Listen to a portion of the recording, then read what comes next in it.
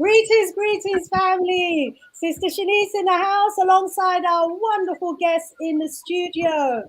How is the family? Certainly hope that all is well. We are looking forward to another really exciting, interactive show with you this evening. So we welcome you as you come through the door. We another really exciting, interactive show. Let me just make sure it's not me. There we go. Yes, tut tut. I had another scream open in the background. So, yes, so I'm really excited. We've got a fantastic panel lineup for you today. We're going to be having a really interesting discussion. And as you are all coming through the door, I just want to welcome you, just want to rise you up, just want to elevate each and every one of you. Hope you've had and have been having an amazing strong. We say strong, not weak. So, the topic for today is going to be a discussion around the legacy of the late, great Thomas Sankara, the trial, our perspectives on the way things have been developing, and its importance and its relevance to us today. Yes, it might have been some time ago that our brother Thomas Sankara was assassinated, but to what extent is it still relevant today? These are the discussions that we're going to be having. So we welcome you as you come through the door. Please do greet us in the chat. Let us know where you are watching us from. Where in the world are you? Let us know. Let me greet our wonderful panel. First of all, Brother Amate, how are you doing? I'm doing good. Thank you so much for having me. Oh, you are most welcome. Please introduce yourself to the family. Yeah, my name is Ahmed Low, and I am based here in Toronto, Canada. I am a member of a group called a Pan-Africanist organization called GRILA, which is the Group for Research and Initiatives for the Liberation of Africa.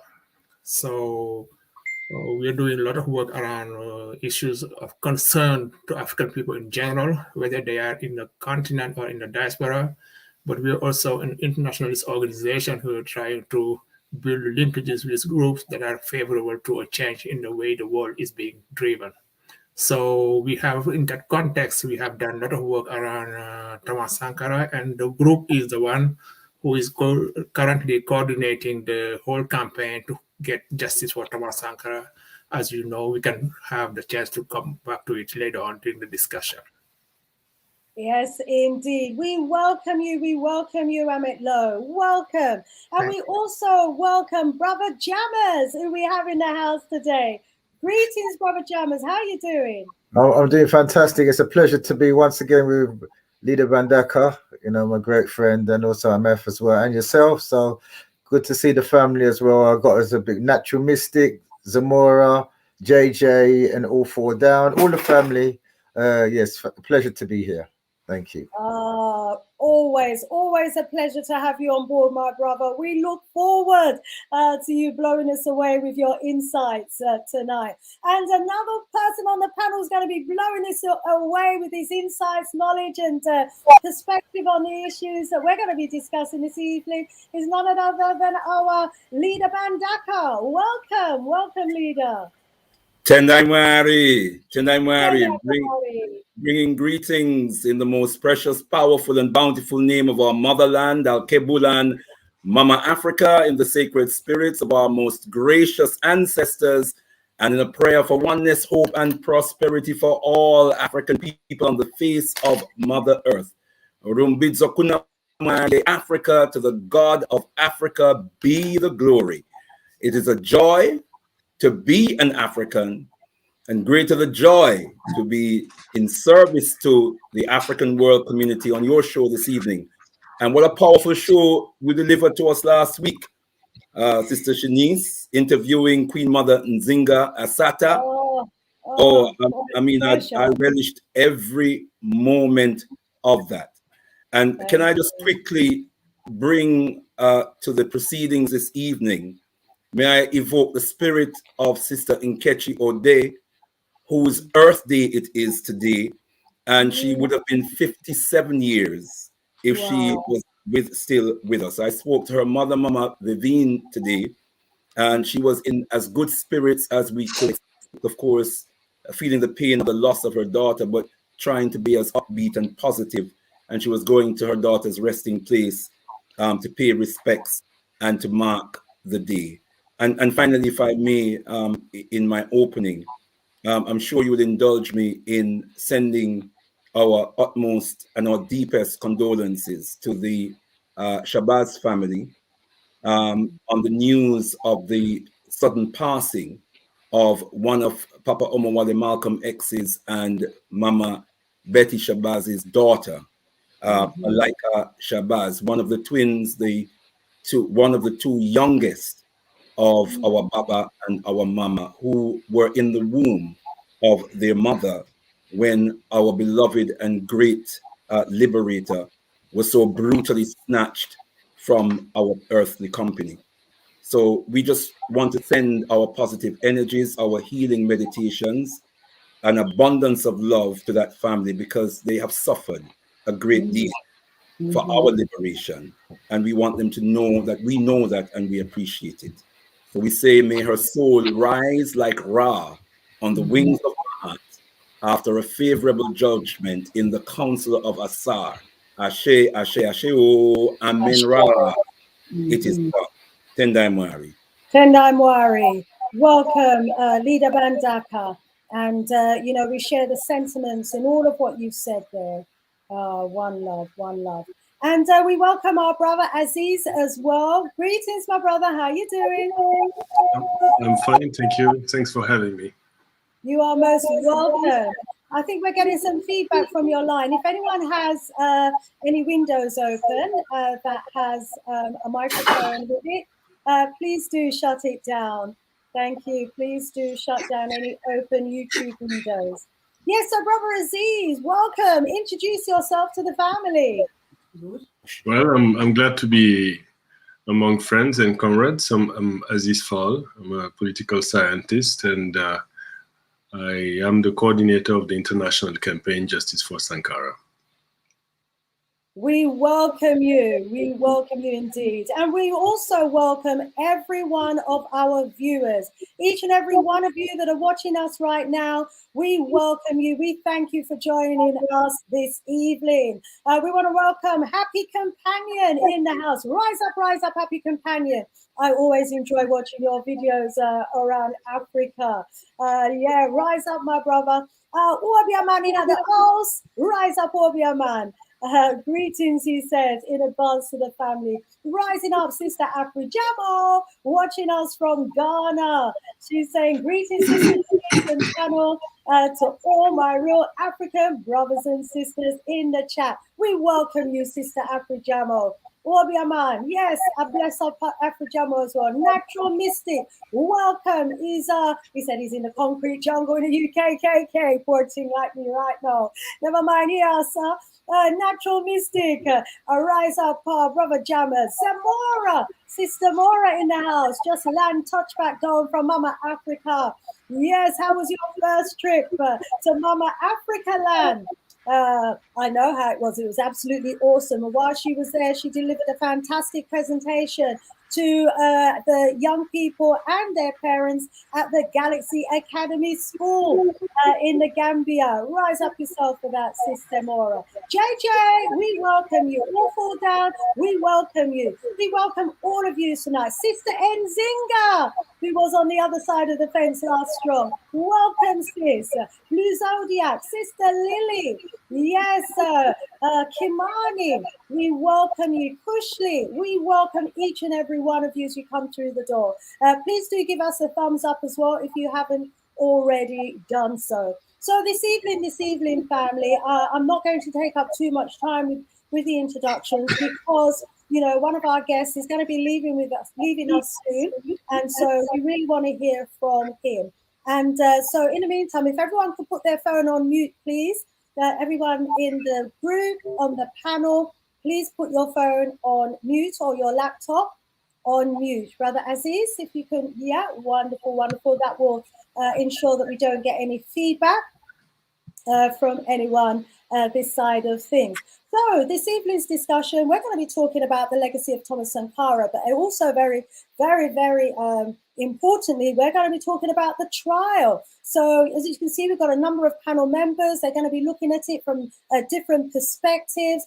Thomas Sankara, wow, wow, wow. The trial's going on at the moment. There are 14 men, according to the news article that I read, including the Burkina Faso's former president, who is accused of the assassination of our great revolutionary leader, Thomas Sankara, who was only 34 years of age when he was assassinated. I'm not going to say too much more about that because we actually have in the house, you know, some brothers who are at the forefront of that campaign. And I really want them to bring our story. And we also want to hear from Leader Bandaka and Brother Jammers. So without further ado, let's open up to this discussion this evening with some opening, an opening presentation, comments and remarks from our Brother Amate.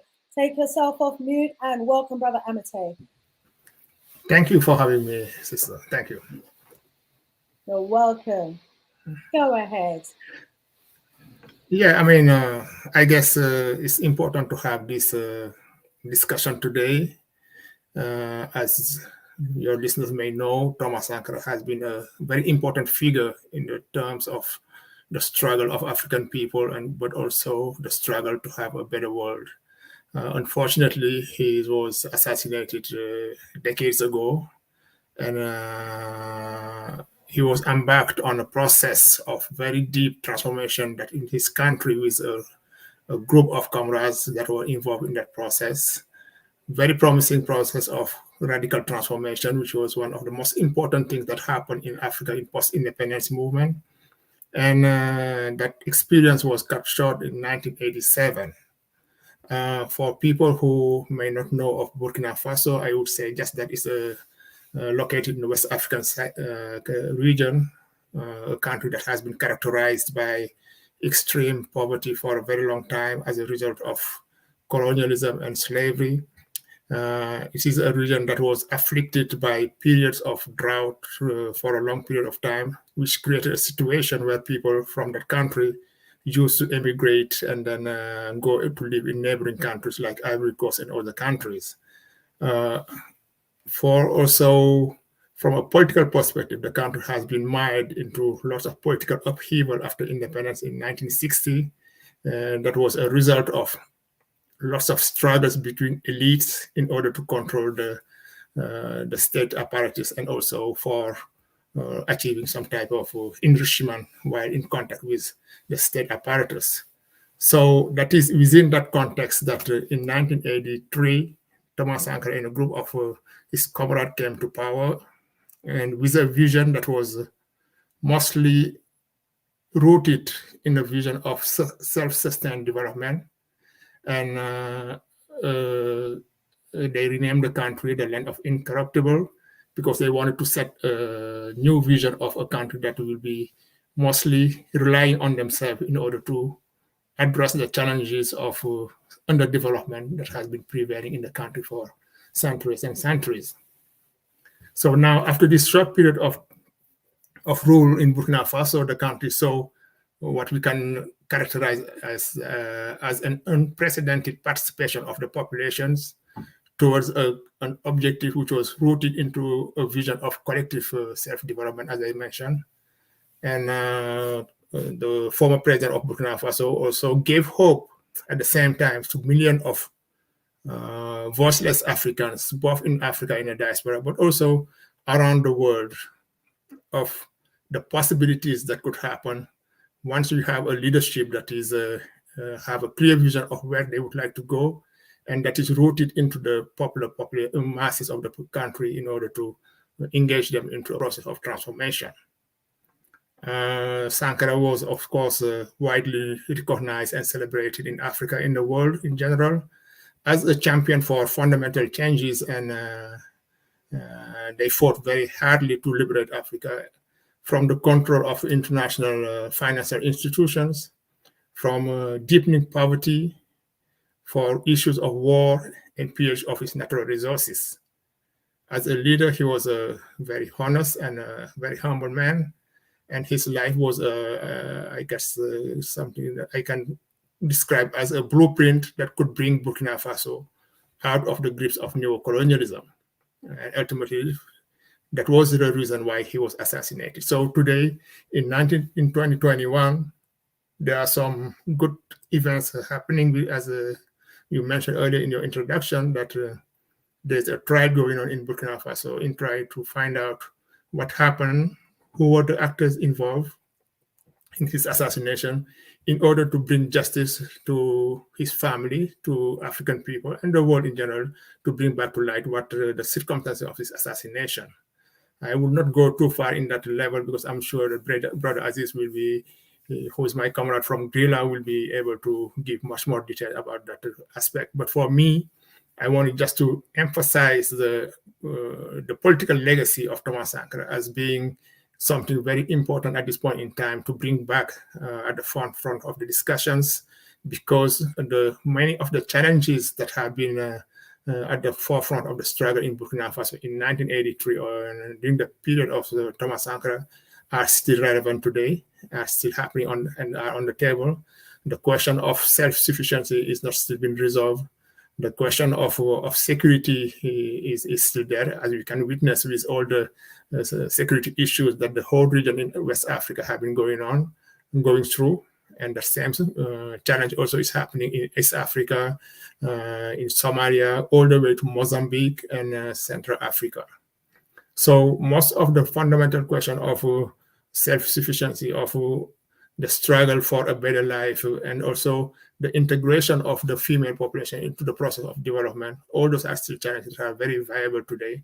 So I believe that it's very important that as we go through the judicial process of trying to find justice for Thomas Sankara, that we embark at the same time simultaneously in the process of reviving or exposing to the world the vision of Thomas Sankara as an alternative to the current situation that's happening in a lot of countries from Africa and in the third world in general. So as an introduction, I would just maybe stop there for now and maybe be able to come back to it later.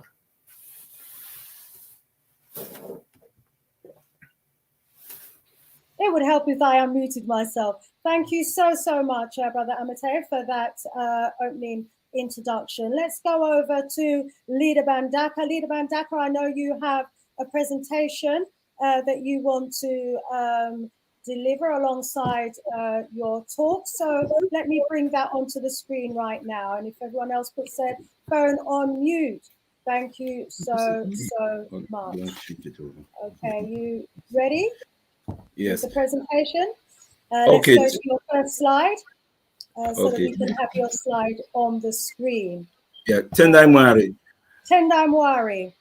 Yeah, give thanks and praises, my beloved sister. Giving thanks and praises to brothers and sisters who are listening, watching. Just to say, Sister Shanice, the slides that I have are really not so much for a presentation, but just to aid the discussion with some images. Yeah. Now, have you got the full screen? Well, we can see the slides down the side as well as the main slide in the middle. But if you go on to slideshow, then it will take up the full screen that you're showing us.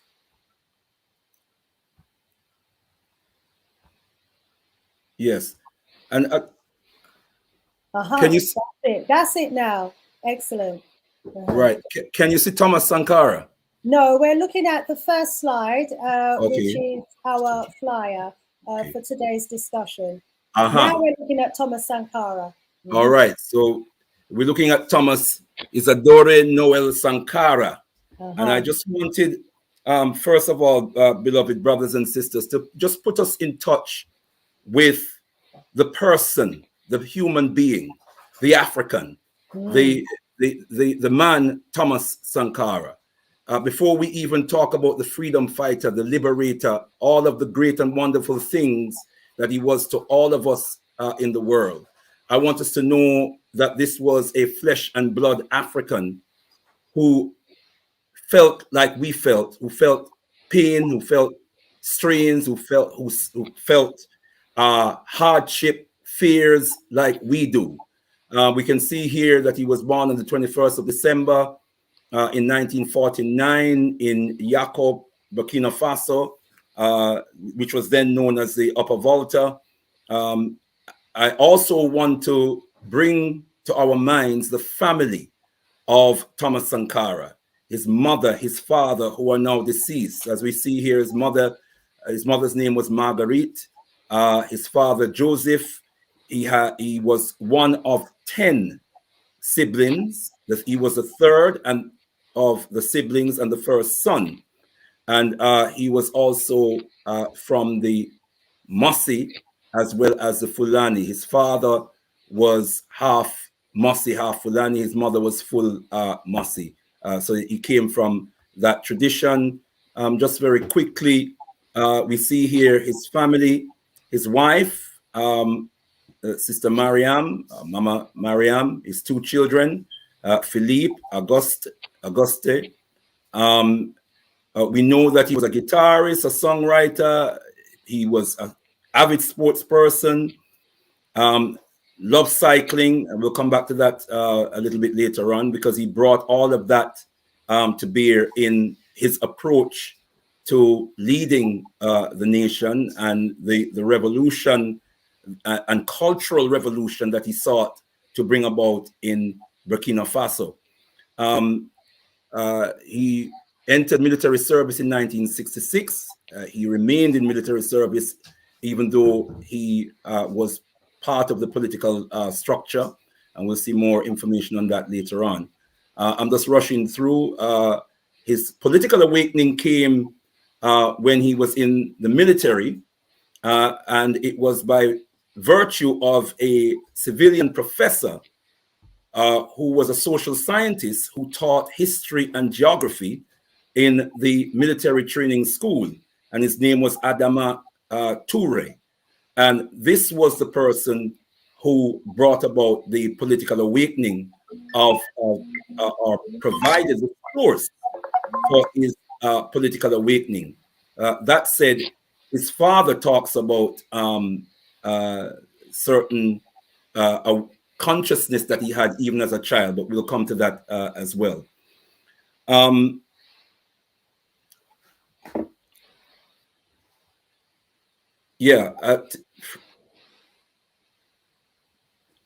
He was information minister from 1981 to 1982, and prime minister from January 1983 until May 1983, as we see there. So he had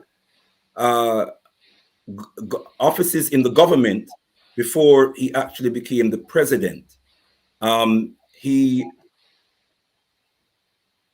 became president in August 1983, and of course we know that he was assassinated in 1987. And this is his beloved wife. I just want us to hear her own words. I want us to have a sense of his family.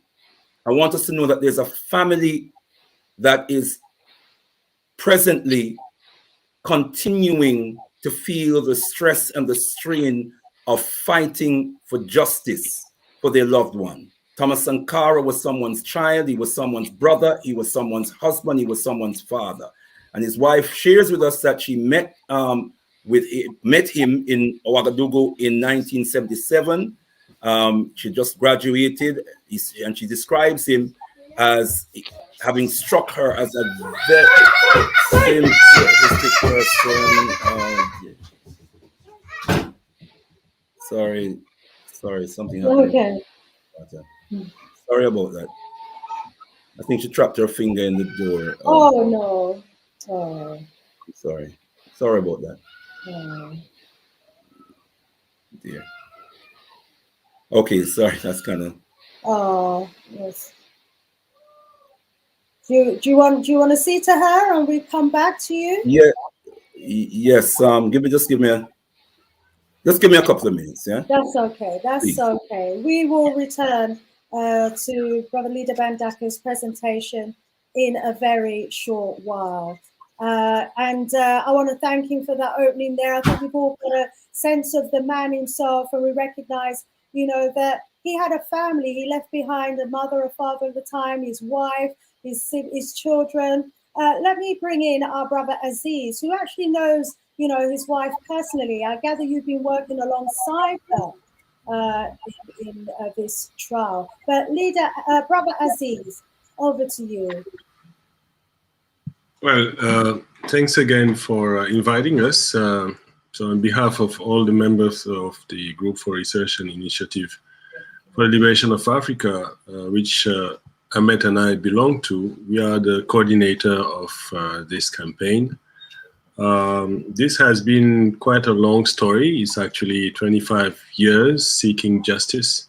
We have been through a lot of problems into this journey because during all these years, we fought against Burkina Faso as a state party, which was clearly instrumentalized by the France-Afrique regime, and we call France-Afrique remainders of the imperialist order.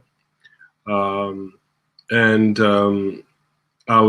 campaign, the ICJS, has exhausted all the remedies before the Burkinabe court. This had been probably a long process to describe, but what happened was basically that Blaise Compaoré, he was the head of the magistrate in that country, managed, you know, to control all the judiciary and made sure that the truth will not be revealed. So he was at the time in '87 the justice minister. Not just that he was Sankara's best friend, but he didn't do anything during almost the first 9 years. The death certificate of Sankara alleged that he died of natural death, along with 12 other people who died in the same moment at the Conseil de l'Entente. And when we were about to reach the period of what is called a prescription, which is nearly 10 years before exhaustion of the case, we did convince her widow, Mariam Sankara, to do what most of the other widows of martyrs have never done, which is lodge a complaint before the exhaustion. So that's what she did. So, as I said, from 1987 to 97, the authorities did not undertake any form of investigation whatsoever. So this is how, in September, Mariam Sankara lodged a complaint as his wife on behalf of her two children, Auguste and Philippe, and for the willful forgery of an administrative document and the assassination. And then we deposit 1 million CFA in accordance with the Code of Criminal Procedure, and the procedure start. And we started by writing an appeal to the international Pan-African community to support us. And that's where we start gathering the lawyers collective. So during these past 25 years, it has evolved a great deal. We had 22 lawyers. We have lost in that journey 3 of them, Brother Charles Roach, Brother Kimon Kling, and Jodone Kunku, who was the first one who started the case, and I have a good recollection, and we are so thankful for their work. And then the work is still ongoing. So I don't know how long we can really describe the whole process. As I said, this was 25 years of struggle with a lot of problem on the road. We lost at the Supreme Court Judicial Chamber, where our appeal was considered inadmissible. And they have really created a lot of things to impeach us, while the law was very clear. The prosecutor and the defense minister should, according to the law, allow an inquiry. So we have had many trials, in fact, during all this year. This is not the first trial. So when we realized that, well, there's nothing we can do much, we went before the UN Human Rights Committee, as Burkina Faso had signed the protocol. And this is how, in fact, our legal collective took the case to the Human Rights Committee at the UN. And in March 2003, Burkina Faso acknowledged for the first time that Thomas Sankara did not die of natural death, and as our case was accepted at the UN. And in 2004, the Human Rights Committee found the communication against Burkina Faso admissible. That's where they start to be very nervous in the country, and starting, to intimidate and trying many type of measures. Then when we had the final observation of Burkina Faso, then in 2006, the Human Rights Committee recognized that we were right, and that the refusal to conduct an investigation into the death of Thomas Sankara, the failure to officially recognize the place of his remains, and the failure to certify the death certificate was an inhuman treatment of a widow, and that the family has the right to know the circumstances of his death, and that an inquiry should be undertaken. So that was a major blow, and I must mention it was the first legal precedent in the United Nations system in the case of the killing of a head of state. That never happened in the whole African continent. Should remind your listener that even the head of the UN himself, Daka Maskasholt, who died also of criminal death, was never investigated. So that was really a world premiere in a way. So there, what they did was that they kind of rectified the death certificate. They removed the word natural death. They just left death. And they actually were about to abide with what was said. They offered a compensation, which was roughly $65,000 US, but they made a typo. They added a zero on it, which was a mistake, and our lawyers actually really rectified that mistake. But the expert found satisfactory the fact that the Burkina Faso has complied with what most they have asked, and that the inquiry will start one day. So meanwhile, we were preparing for a mobilization caravan that actually toured, leaving from the Americas, going towards Europe and then Africa. And that caravan really raised a lot of awareness on the case. That was also the first time where Mariam Sankara arrived in the country. And that actually created quite a mobilization. And we can see that the seed of the Sankarist movement really was during that very refreshing period. And then that was also the same period where Charles Taylor was tried at The Hague. And during that trial, it appeared that obviously these Liberians were have actually collaborated in that plot. Momo Jiba and General Tarnu have spoken about their implication into this thing, which showed that it was not simply a local plot. Then we start asking for the collection of DNA of the Sankara's children, and we start asking for an exhumation and comparative expertise. We asked for a laboratory to be appointed for that. And from that period of time, what happened was that we knew that we had to put the pressure on the regime. So we put another complaint for the alleged sequestration of Thomas Sankara, as nothing was proven that he was dead, as they never really showed exactly what really happened.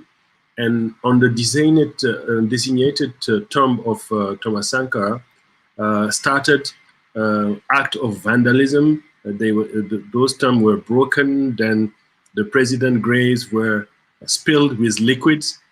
This happened actually two times. The first time in 2013, if I recollection good, and then we asked again for a DNA expertise, and that was that period where President Compaoré was trying to have a third anti-constitutional way of being elected, so people actually overthrow him, and Blaise Compaoré flight and was exfiltrated by his France-Afrique allies in Ivory Coast and was offered citizenry. So, and from that, I think the Pandora box was fully open. And then we had a military court that started then to the indicting process. So an inquiry started, a very courageous judge have started. We managed to film the genetic material of the forensic investigation. Unfortunately, they haven't done it the way we asked for it. They've done it their way with French organization, which never found enough sufficiently DNA to recognize Thomas Sankara, but it was clearly shown that he did raise his hand and was actually killed by several bullets that actually went under his chest, and showing that he really raised his hand. And we could actually see how most of these people were massacred. And then the judge continued his work, and the investigation indicted 22 people. And in France, start also to declassify documents. And unfortunately, the two sets of documents that were declassified were not enough interesting in a way, as the French, with a lot of scrutiny, have select what they want to release or what they don't want to release. We were waiting for a third set of documents, and unfortunately that third set of documents arrived too late, so the judge had to close the case. And in French, it's called disjunction. It means that there is another trial on the international plot itself, showing that obviously France, United States, Ivory Coast were indeed involved into that plot, and that will probably happen later. So what happened was that the trial began on October 11. It was already quite hard to find judges. Most of the judges were reluctant to appear, and finally, some have accepted, and 14 defendants are tried. Yacine Kafondo for attack on state security and murder. He is judged in absentia for lack of appearance. Blaise Compaoré, the former head of state, for complicity in murder, attack on state security, subornation of witness, concealment of corpse, and several other fellows, Nabon Swede Ouedraogo, Idrissa Ouedraogo, Yamba Élysée, Thibaut Ouedraogo, Belimgila Albert, Pascal Sibi, Dem Jakalia, Maury Jean-Pierre Palme, Bossobe Traoré, all for complicity in an attack on state security, for murder and forgery of public documents, and for subornation of witness. So far, most of these guys are denying the fact. Most of them are trying to lie, as the situation is hard for them, because in a way they know that their forefathers are still around, either in Ivory Coast or in France, and the country is quite destabilized, as you know, by this so-called jihadist war, and which gave a strange ambience to the trial. Yeah, so that's basically the picture, if I can, describe what really happened in those 25 years. And I know it doesn't really pay due respect to all the struggles and all the effort that have been undertaken. So I let Brother Bandaka finish the presentation. This may sound awkward, but it's back and forth, and I'm sure, sorry for the burden. We commend you, my brother, and the team and everyone that's been involved over the last 25 years to bring justice, you know, to get justice for our brother Thomas Sankara. And it's so, so important, you know, that these people who have been involved, who we know were involved in the assassination of our brother, you know, are brought to trial. And so today we have, did you say about 22 people were indicted? Is that right? We've got 22 people who were involved in the murder of Thomas Sankara. It's actually 14, as many of these folks have died meanwhile. Oh. So it's actually 14 who are indicted and judged. Yeah. Right, right. A little while ago, I remember reading about the case of Charles I and how Oliver Cromwell and his people, Charles I was an African, by the way, something that we're not going to be told in our history books, but how Oliver Cromwell had him beheaded. And, you know, a couple of decades later, when Charles, his son, the second, came into power, one of the first things that he did was all the people who had signed up to the beheading of his father, Charles II, those who were dead, he dug them up and hung them on poles for all to see. And all that were involved were executed. And Oliver Cromwell's head, they had his head up for about, how many? I think it was about 20 years or so. His head was on a pole. First of all, it was his body. They chopped off his body and just left his head on a pole for all that time. They were serious them time there when it came to, you know, treason and treasonous conduct and behavior. They dug up the corpses. But anyway, you know, we are where we are now, and we've got to hell you all up. You know, it just goes to show the time it takes for justice. But when you've got people who are not prepared to give up, it's absolutely, absolutely awesome. Let's bring back Leader Bandaka. How's the little one, Leader? Take your Mari. Tendai Mari. Yes, she's safe in the hands of Grandma. And it's not as bad as it sounded. It was not as bad in terms of the injury, but obviously her finger got crushed in the door and it hurt quite a lot. But it's just a small bruise. Yeah, it's just a small bruise. So we're thankful. No fracture, no serious damage. So I give thanks for that. I just need to check. I knew she was in safe hands, but I just need to check what the situation was. Of course. Yeah. Thanks for your indulgence and your patience. I want to hail Brother Amit and Brother Aziz for their presentation. It's very, very insightful. And I want to hail all those who are behind that wave of revolt and demand for truth and for justice. Absolutely. I'm sorry to cut in, Brother Leader. Yeah. You know, I just haven't heard the voice of Brother Jammers this evening. I realized, hang on, Brother Jammers, we haven't greeted you and welcomed you. My sincere apologies. You came in a little late and we already, my apologies. Brother Jammers, welcome.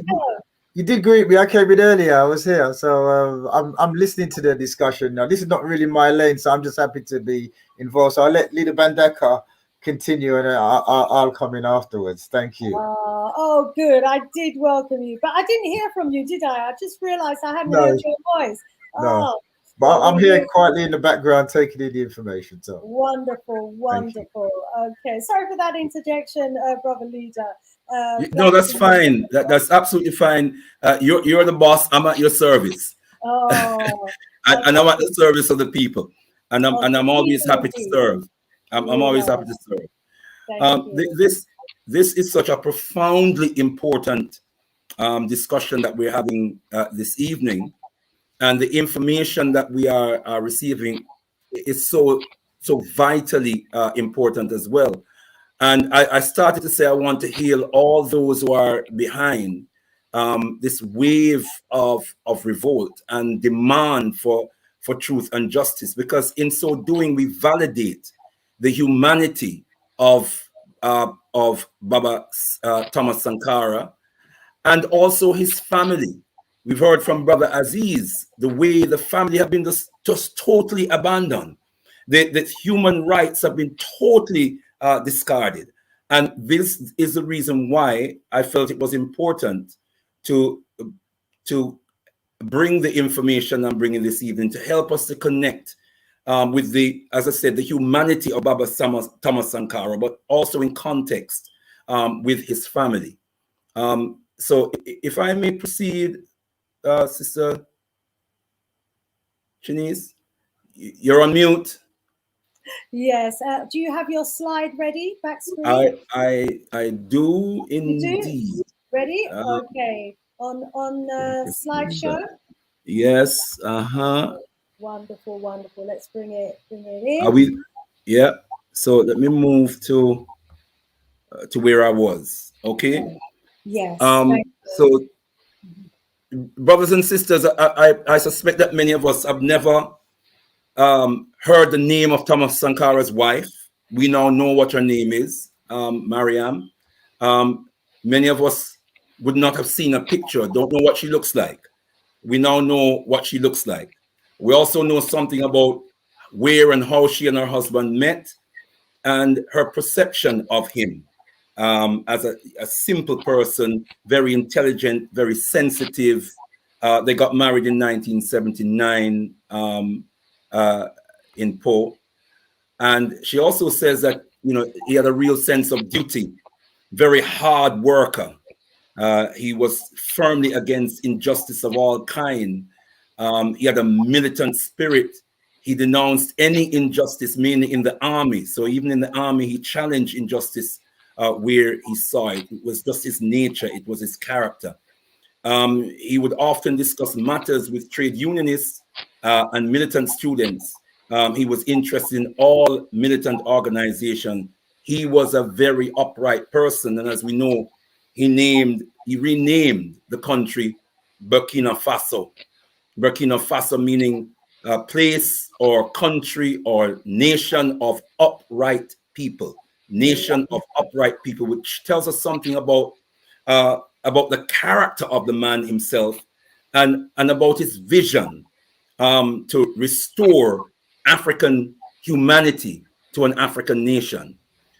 This is the fugitive that we are also talking about this evening. The person who is now a refugee in Cote d'Ivoire or Ivory Coast. One is the French term name and one is the English name. As we can see, he was the assassin in chief. He is the person who led the process. He was so-called president of Burkina Faso from 1987 to 2014, when that massive popular uprising and revolt overthrew him. Notably, the BBC in 2014 described him as the strongest ally to France and the US in the region. That tells us something, doesn't it? Despite his own history of backing rebels, this is the BBC talking now, backing rebels, fueling civil wars in West Africa, and that includes in Libya, Sierra Leone, and other places, in African neighborhood. More importantly, note, he used his network to help Western powers battling Islamic militancy in the Sahel. Here we go. President of Cote d'Ivoire. And Cote d'Ivoire, the president of Cote d'Ivoire is, I think it's important we know who that is as well. Here he is with the French president, Alassane Ouattara. He is a person who's playing host to Blaise Compaoré at the moment. We should know that he was the president, he was the prime minister of Houphouët-Boigny's Cote d'Ivoire from 1990 to 1993. Houphouët-Boigny is one of, well, I'll come to him in a moment. He held very senior posts in the International Monetary Fund, IMF, from 1968 to 1990. He's therefore their man, their agent, an agent of imperialism. Here is the president of Cote d'Ivoire having a little lovey-dovey with Mitterrand, I think that is, the president of France, who was the president when Thomas Sankara was assassinated. He was the president of Cote d'Ivoire. He was president for life, effectively, from 1960 to 1993. Chief agent of France and the USA, implicated in the assassination of Thomas Sankara. We heard that from Brother Aziz just now about the role of the Ivory Coast. It is believed, according to various sources, that the orders came through him. He was a conduit for Mitterrand. He was a conduit for the French government, with giving the orders to Blaise Compaoré to assassinate Thomas Sankara. And he is also implicated in the toppling of Kwame Nkrumah. I'm rushing through, not much more to go. Interestingly, beloved, we need to know that Muammar Gaddafi also has an interesting role in this whole thing. He was a close friend and confidant of Blaise Compaoré. He funded Blaise Compaoré and his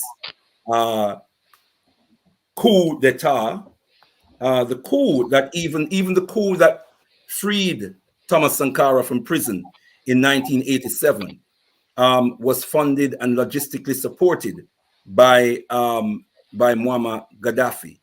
And if we do a study of the relationship between Muammar Gaddafi and Thomas Sankara, who Thomas Sankara met through Blaise Compaoré, we will know that that relationship was strained. It was a very strained relationship. It became more and more strained as time went on. This character, Prince Johnson, is a Liberian senator, former rebel leader in Liberia, who played a prominent role in the first Liberian Civil War, which captured, tortured, mutilated, and executed President Sam Doe. President Sam Doe was also an agent of the American government, who became an embarrassment to them, and therefore they had to eject him.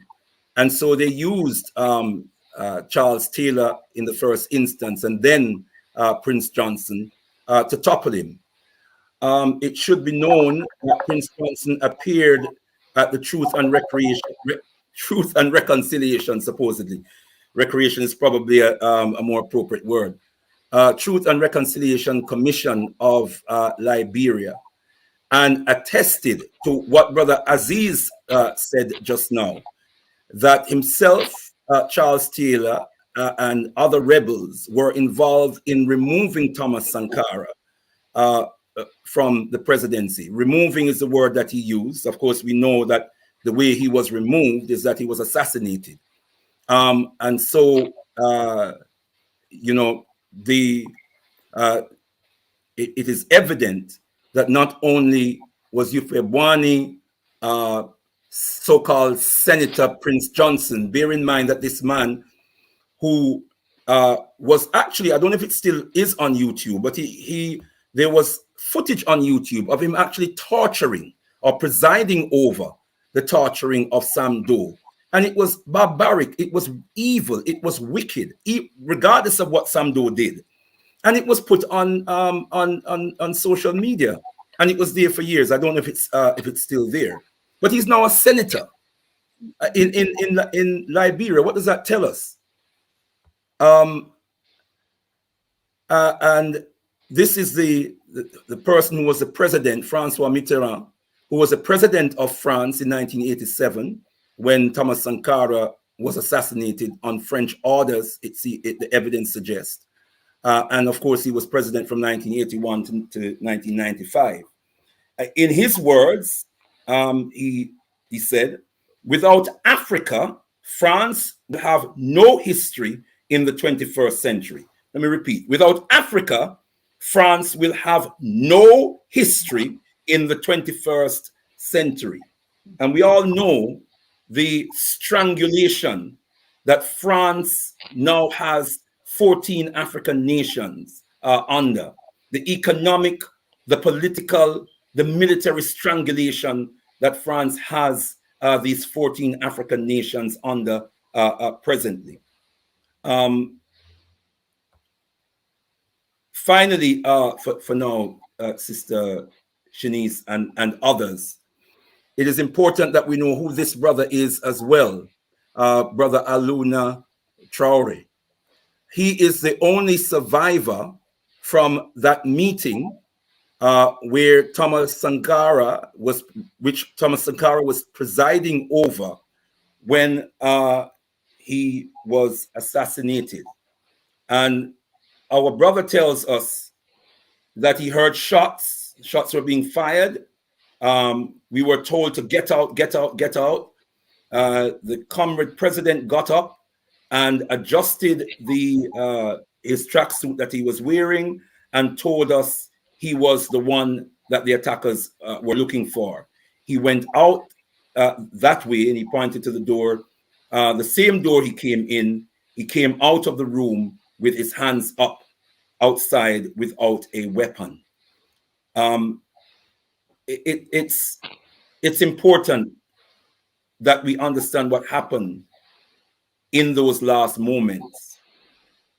There's a brother by the name of Bukari Kabore, who was, I think, head of security for Thomas Sankara. And he attests that he tried to warn Baba Sankara of the plot to assassinate him. He tried to impress upon him to allow him to arrest and incarcerate Blé Compaoré and others because he and they were dangerous.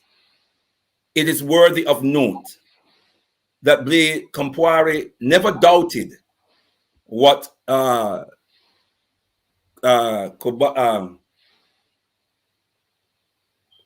was telling him.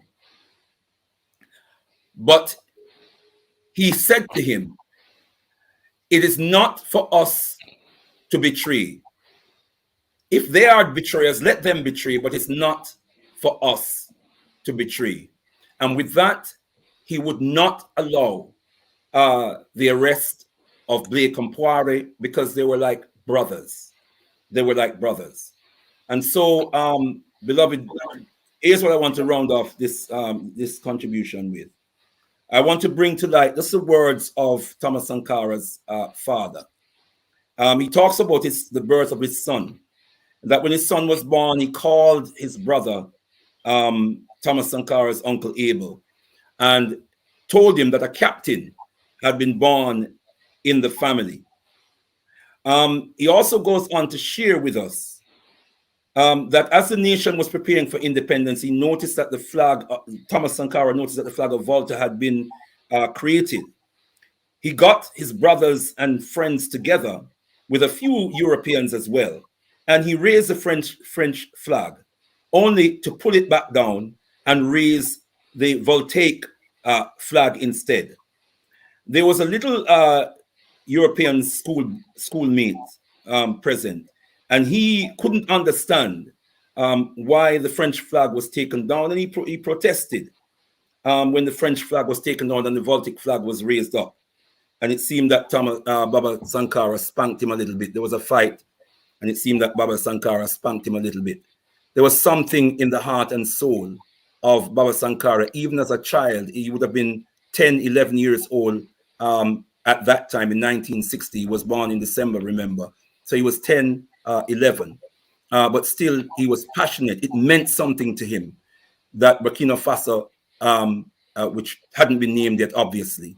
But he, even then, he understood, he had a deep sense of the importance of the moment. He became a powerful and outstanding leader for our people, demonstrating what a cultural and a political revolution is really about for Africa and its people. Let me leave it there for the moment. Tendai Mwari.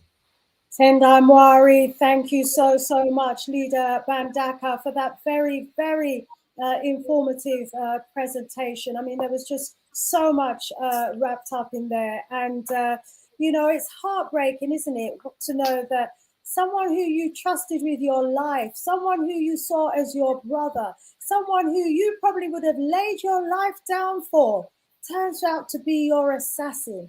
Turns out to be the one who was plotting behind your back the whole time to take you down in order for them to replace you. Sis, yes, Leader. Very quickly.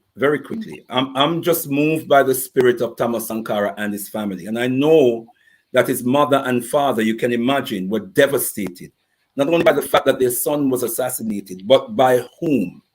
And because they saw him as their son. They welcomed him. He spent many days and nights in their home. And after the assassination, they sent messages to Blaise Compaoré to come and speak to them. They send messages to him as their son. Come and speak to us, as we want to know what happened to you and your brother, between you and your brother, so we can understand it, so we can embrace you and move on. And still, he did not respond. I just want to share that with listeners. Tendai Mwari. And, you know, this story gives us a real clear, deep insight into the cold, callous nature of that person who was alongside him for all those years. You know, someone who he thought was his friend, when inside, you know, there must have been bitterness, envy, and jealousy. You know, it's a wicked situation. And there's so much for us to learn from that. You know, the people who are the closest to you sometimes, you know, if they're entwined with the enemy, look at what the end result can be. Let's see what and hear what people are saying in the chat. And then we're going to go over to our brother Jammers. Unfortunately, I have to step out very shortly because I have some constraint in terms of time. Maybe. Was there something that you wanted to add then, my brother, before you leave us? Yes, because Aziz mentioned the long process that has led to this trial today, 25 years. And it has been a very painful process and very long. And Guerrilla, as an organization who has been coordinating the work of this campaign, is one of those organizations who believe in the vision of self-reliance that Thomas Sankara was advocating for. So because of that, we never accepted any type of support from anybody. We try to rely on our own self to take care of this the requirement for this campaign. So it's important that people who would like to at least get involved in supporting this campaign for the last stage of this trial, there is a possibility for them. And I think Aziz have put it on the chat. If you would like to contribute to support it, they can make any donation, whatever is on their means. There's no minimum, no maximum, so it's just upon how much they want to contribute. So for me to close a little bit on the political aspect of the vision of Thomas Sankara and his legacy, I should say that the central objective or goal of the Burkinabe Revolution was to meet the needs of the African population in that country that was impoverished by decades of what we call structural adjustment program that were being imposed upon them by institutions like the IMF and the World Bank. We know that in any type of these revolutionary experiments, there are some major obstacles to hit, but nonetheless, in the case of Burkina Faso, Sankara and his comrade managed to accomplish a lot within a time span of 4 years, and that have qualitatively impacted the quality of life of the Burkinabe population. We can mention just a few achievements like a campaign of vaccination in which close to 2.5 million children were vaccinated against some infectious disease at that time within a couple of months. There was also great effort that was put into education, And because of that, the level of the number of people that were involved or included in the educational system of this country has kind of doubled in less than 4 years. And in that same period of time, which is, as I mentioned, 4 years, intensive efforts were made also to counter desertification by planting tens and millions of trees across the country, because we know that the Sahel region is facing this, because of its proximity with the Sahel, this country have been facing these challenges in terms of ecological damage to the ecosystem of the country, with big impact on the agriculture and the possibility of the population to have the condition to feed themselves. So there was great effort that was made on at the front also. And the event that I think may have had the greatest impact on the consciousness of was the institution of what was called at the time the Women's Wednesdays, which was a day in the week when men were encouraged to carry out traditional household tasks in order to sensibilize them into some of the challenges that women have to face on a daily basis in terms of keeping the house and the family going. So that initiative helped modify popular modes of thought that was previously shaped by traditional beliefs, and it sought to make men more aware of the difficult condition, as I mentioned, that women had to contend in everyday life. So these are just some achievements that I would like to highlight a little bit so that people who are interested to know a little bit more about the experiment of the Burkinabe Revolution can carry on and then go do a little bit more research to find out what were the biggest achievement that was made in very few little time, and then consider that this could be a model of development for Africa and the Caribbean, and also all countries in the third world in general. So I will just stop there, and I apologize for having to drop off earlier than expected. And thanks everyone who is listening, and thanks all the people in the panel, and wish you all the best for the future.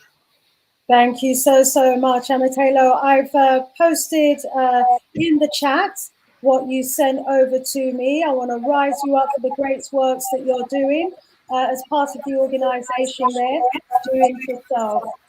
We certainly hope that some of those watching this video today will contribute towards the prosecution of those who were guilty of the murder of Thomas Sankara. Keep up the great works, my brother. Thank you so much for your time. Thank you, Ahmed. Thank you. Thank you for Pity you have to go, my brother. Pity because you were warming up very nicely there. We'll be back. We'll be back soon. Awesome. I look forward to hearing you and seeing you again, my brother. All right, thank you. Keep up the great work. Thanks for you, everywhere. Thank you. Tendai Mwari. And let's quickly go over to the chat, and then we need to hear from Brother Jammers, who is yet to speak to us today. So Afro Jamo is reminds me and pointing out to me that he, the Blaise, he was actually taken in as a son by the family. He was taken in and lived a life like Thomas Sankara's brother. He was like an adopted brother, you know, when all of the time she said, you know, the snake in the grass plotted the downfall of Sankara. And let's see what else is said. Tukamoja, welcome, says, it's always been our Achilles heel, having traitors in our midst that sit, eat and drink with us and then turn around and betray us. Deaf to all traitors. I tell you, if it was deaf to all traitors, we wouldn't have so many traitors, would we? You know, but this is why this case is so important, because, you know, these treacherous types that are among us have been able to get away with broad daylight murder when it comes to the assassination of our leaders and these coups d'etats. So let's see what else has been said here. Kushti saying, and even when he was warned, he still would not compromise his sense of upright thinking. He couldn't even begin to, you know, conceive, you know, or concede to the fact that this brother of his, he was an adopted brother, but he was brought up like his brother. They ate off the same plate. you know, could do something like this to him. Let's read one or two more. Welcome, Wilfred. Wilfred's watching us from the Caribbean. And he says, agent is too much of a nice word to call them. He said, I prefer to call them the colonizers collaborating murderers. The colonizers collaborating murderers. I think we'd all agree with the sentiments of that. Yes, indeed. African Last Word is saying Felix was also the architect of the coup against Nkrumah.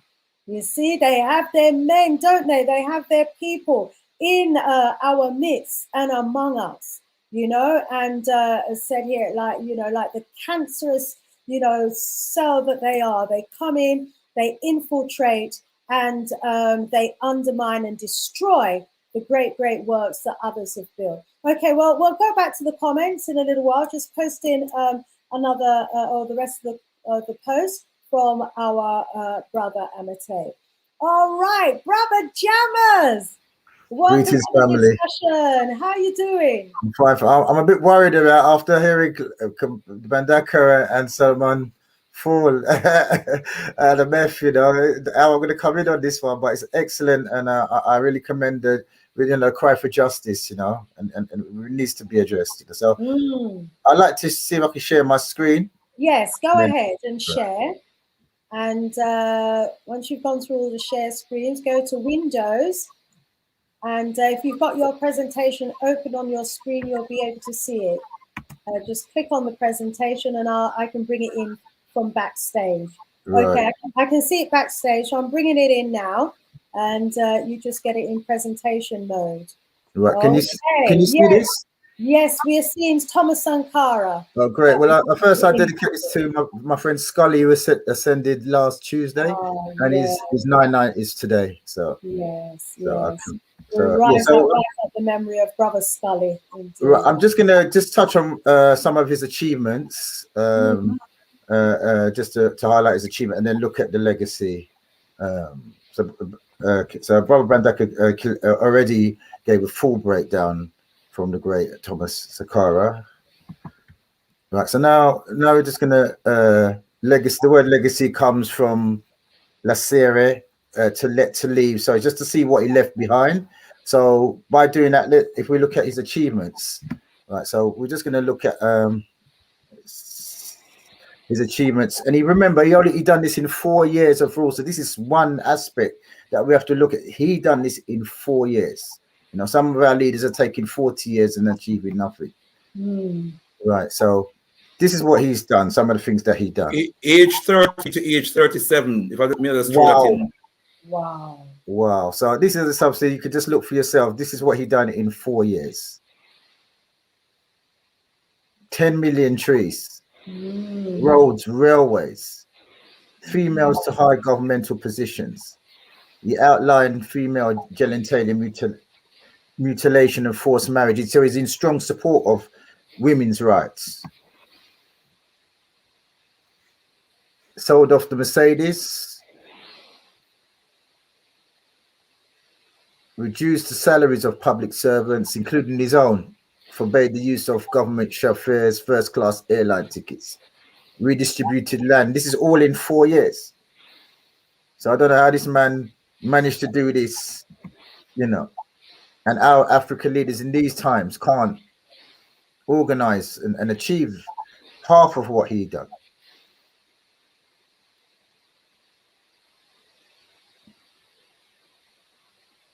So civil servants. I hope I'm not going through it too fast, but he done so much. A bit fast, yeah. Okay, I'll slow down. Sorry to let you. That's okay, yeah. Or you can read it, you know, to us. Yeah, okay. He refused to use the air conditioning in his office on the grounds that such luxury was not available to anyone but a handful. As president, he lowered his salary to $450 a month and limited his possessions to a car, 4 bikes, 3 guitars, a fridge, and a broken freezer. Some of us wouldn't even do that now. And he's the leader, and this is what he wanted to do to raise up his people. And a motorcyclist himself, he formed an all women motorcycle personal guard, because some of our men, we don't form strong organizations with our women, and this is what was at the utmost of his thinking. He required public servants to wear traditional tunic, so we should be wearing a uniform to represent us. You know, and the reason being to rely on local industry and identity rather than foreign industry and identity. So there was a strong strategy behind everything that he done. When asked why he didn't want his portrait hung in public places, as was the norm for other African leaders, Sankara replied, "There are 7 million Thomas Sankaras." So everybody was one, you know. And he, accomplished guitarist himself, he created the new national anthem. So this is the skill of the man. He was multi-skilled, multifaceted, but his one desire was for the rise of his people as equal. And so to get from his legacy, what we can see left behind, you know, he was not afraid to speak the truth in the face of opposition. So a lot of us can speak the truth behind closed doors, but he spoke the truth in the face of opposition. One of his famous speeches from the OIA summit in July the 29th, 1927, in his challenge, he challenged the French economy in West Africa and his fellow military leaders, saying debt is a neocolonialism in which the colonizers transformed themselves into technical assistants. So he didn't look at debt as we look at now as money owed. He saw it as just neo-colonialism trick to try and transform them into technical assistants. Thomas Sankara called for debt to international banks to be scrapped, as well as debt to their colonial masters. He did not fear the risk of a bullet to speak directly to the enemy. And this is what many of the current politicians lack in stating the facts about the control of Africa's economy and the military by the West. Present day Africa is sweating under the debt that has been incurred from the West and more recently the East. There is no country, and this is one of his key philosophies, there is no country that has developed by listening to the IMF or the World Bank. You cannot listen to the ideas of an institution that solely exists to keep you in debt. But this is one of the things that we have to look at, money and debt as an enemy. And it's not something that we owe. It's a weapon that people are using us to keep us low. So I'm just going to look at debt in terms of the legacy and how we should be looking at debt in the eyes of Thomas Sankara. So debt, if you look at a book called Modern Money Mechanics, which kind of backs up his viewpoint in debt, money derives its value from scarcity. So the eyes of the West, in the way that they look at this creation of their money, is to create scarcity. It's a weapon of scarcity. So we can't be owing this weapon. If somebody's got a weapon, you want to take the weapon out of the person's hands. You know, you don't bow down to a weapon. So debt, he saw it as a weapon. Once again, money derives its value from scarcity. His whole philosophy was about equality, where everybody shared what was in front of us. And as a people from abundance, our nature, African spirit, is about sharing and balance. But the West ideology is to create and maintain scarcity. And you create a demand of assets to create a debt. A demand of assets is caused by making the assets scarce. The less of a commodity, the more the people will want it. So this is how we have to start to look at debt as a weapon that is being used against us. The control of, so they've put down the whips and the chains, and now they're using debt as the new their weapon. The control of quantity is necessary to keep the value of money stable. So their paper power, they need to keep us in a place of where we're in necessity. So the other legacy of Thomas Sankara is not to accept a false identity at the cost of reality. you know, which is what we are currently doing, especially, you know, the so-called modernized African now is taking on the thought process and the values of somebody other than ourselves. And if you're doing that, you can never revolve and rise your people up and self-sustain yourself. So just two more aspects, and then I'll pass it back to the esteemed panel. So in relation to Amos Wilson and the legacy that Thomas Sankara left in the in Eurocentric history, the psychology and politics of white supremacy, you can see that Thomas Sankara used language and power, because when we get ready to create revolution, we must redefine the world and redefine the word. So in relation, we've got to look at everything that they give us in a way that how it affects us and how can we reconfigure the use of the language. So for instance, I use the word debt. How he looked at debt, he didn't look at it as we owe them. He looked at it, that's their weapon against us. And there's a connection between naming and dominion over naming and bringing into reality. So this is the power of the words that we use when we're using it to develop us as a people. When we permit another people to name and define, we permit another people to gain control over us. So Thomas Sankara knew these principles, but more than knowing the principles, he put them into action. And then again, in relation to Amos Wilson, Thomas Sankara, and this is what Amos Wilson termed it, he didn't have a normal black consciousness. Normal black consciousness and behavior gives you habitual thought processes, thought patterns, and behavioral tendencies, which render you pliable to white authorities, social control with minimal resistance. So Thomas Sankara didn't exhibit normal black consciousness. So in the terms and the legacy of Amos Wilson, he had and this is what our leaders and what we have to adopt, is abnormal consciousness, which involves thought patterns and behavioral tendencies, which make their social control intolerable, difficult, or ineffective, which reduces you to protest, resist, and reject their subordinate status as destined or natural. So this is the type of consciousness that we have to adopt to carry on the works of our greats like Marcus Garvey, Malcolm X, you know, Nkrumah, and bring our own salvation to ourselves. We have to adopt what Thomas Sankara showed us, abnormal consciousness, in the words of Amos Wilson. And then also he carried out the functionality, what was stipulated by Bobby Wright in menticide. And menticide is when you kill yourself with your own mind, like suicide. So he provided the stepping stone of a legacy to prevent Africans turning against themselves in service of those who are working to destroy them. He created a legacy of preventing Africans believing their destroyers' love and appreciation is essential to their humanity.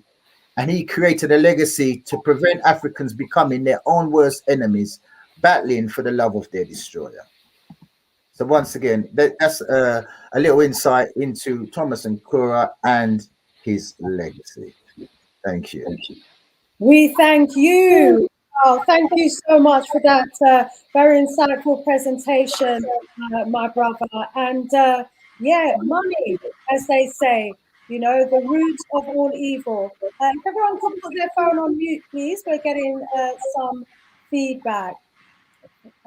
Thank you for that. Everyone's on mute. That's brilliant. Okay, it's gone now. And yeah, debt. What a wicked, wicked weapon of mass destruction it is indeed. We can see right across Africa how their money, their bits of paper is being used in exchange for real wealth, is being used in exchange for commodities, in exchange for the raw materials. Imagine when we come to our right mind and we think to ourselves, how did we allow ourselves to accept bits of paper in exchange for diamonds and gold and oil and coltan and uranium and all these other wealthy minerals that we've got? What kind of mindset, you know, how deluded were we as a people, you know, to allow ourselves to believe and fall for that trickery, you know? And then, you know, even when we look back into history, And we don't know how true it is, because it is the history that's been written by the colonizers, who say that our ancestors, you know, sold them land for rum and whiskey and other, you know, trinkets, you know.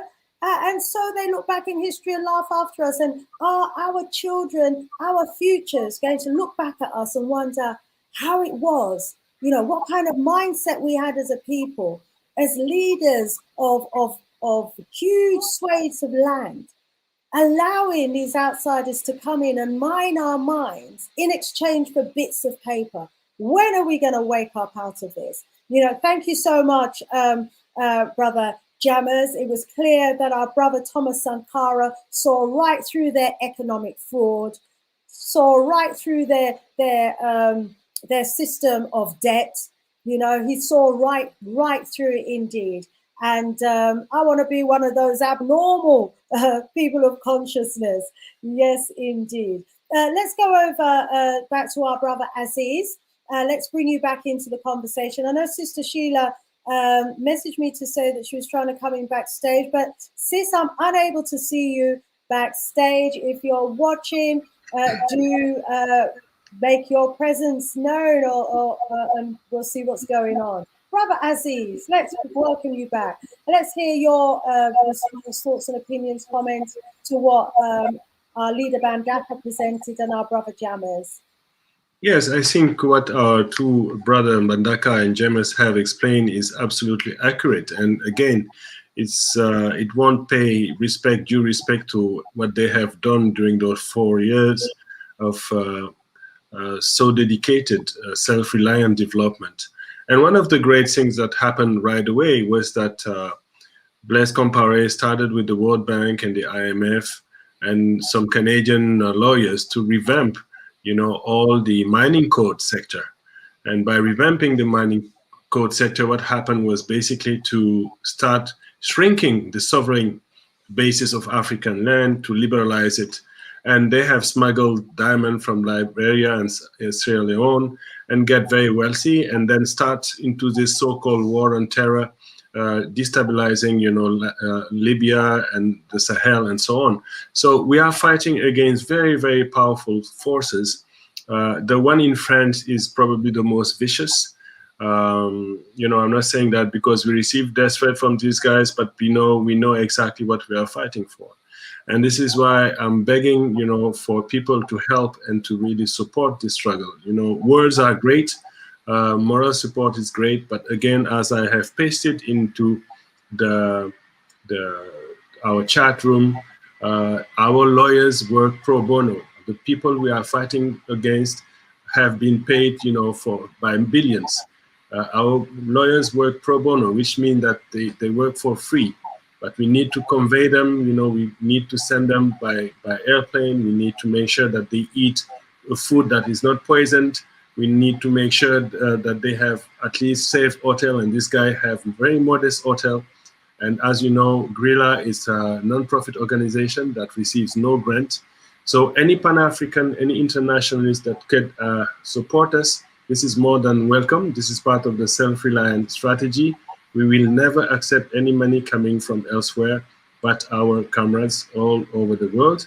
So far, we have not received anyone's help, and this is why we are asking for that help if it's possible.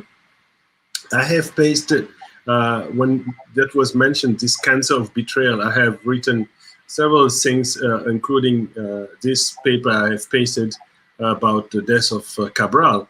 And Sankara was absolutely admirative of Cabral. And you know, Cabral have never had the chance to witness his independence and was betrayed, as many others were betrayed, Lumumba or you know, other folks, Fanon, Ben Barka, and so on. So we have a whole list of martyrs. And this question of fighting impunity is very important. So what I think our brother have highlighted is absolutely accurate. That was the only revolution on the African continent in terms of changing the means of production. This is not just a play of words. They really start transforming the society, and that's why he was stopped. And we know today, and this is our Pan-African lead, we want to have one day a whole African state. And in order to have a Pan-African state, we have to fulfill, these credentials, these valid credentials of our people, meeting basic needs, making sure that impunity is no longer around, and fighting for our sovereignty. And I'm taking this opportunity to raise this issue of foreign occupation of our land. This is a major, major issue. At the time, Sankara was already fighting against this while France was bombarding Libyan and Chadian forces during the so-called war on Libya and Chad. And meanwhile, the situation has worsened. And I'm raising again concern about our Pan-African fellow, about our campaign, AFRICOM Go Home, foreign bases out of Africa. And that was something that the regime of Gendere and Compaoré were very supportive of, And I just want to finish on the lies that these people who are indicted were holding, during this trial. Let us take Gendere, who is number 2 after Blaise Compaoré. He has pleaded not guilty to all the charges of attack on state security, complicity in murder.